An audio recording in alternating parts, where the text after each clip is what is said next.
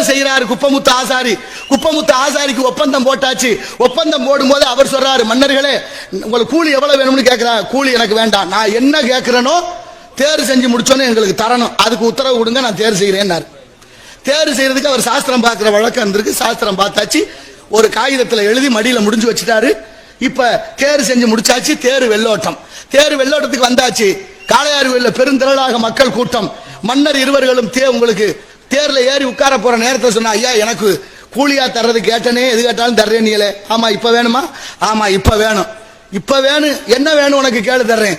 இந்த தேர்ல எனக்கு கூலியாக நீங்க கொடுக்க வேண்டியது, இந்த தேர்ல தேர் வளம் வரும்போது நான் உட்காரணும்னு கேட்டாரு. யாராவது ஒத்துக்குவாங்களா? சின்ன மருது துடிச்சிட்டாரு. ஆனாலும் சொன்னாரு பெரிய மருது, ஏதோ காரணம் இருக்கு, காரணம் இல்லாம நடக்காது, உட்காரட்டம் விடு அப்படின்னு அனுமதிக்கிறாரு பெரிய மருது. இப்ப தேர்ல குப்பமுத்து ஆசாரி தேர் சுத்தி வருது. ஒரு இடத்துல வரும்போது தேர் சக்கரம் ஒரு இதுல ஏறி இறங்க, மேல இருந்த குப்பமுத்து ஆசாரி தடுமாறி விழுது, சக்கரம் ஏறி இறங்குது. உயிர் விட்டு அவரை கட்டி அழுதுகிறார்கள். மடியில ஒரு காகிதம் இருக்கு, எடுத்து பார்க்கிறாரு.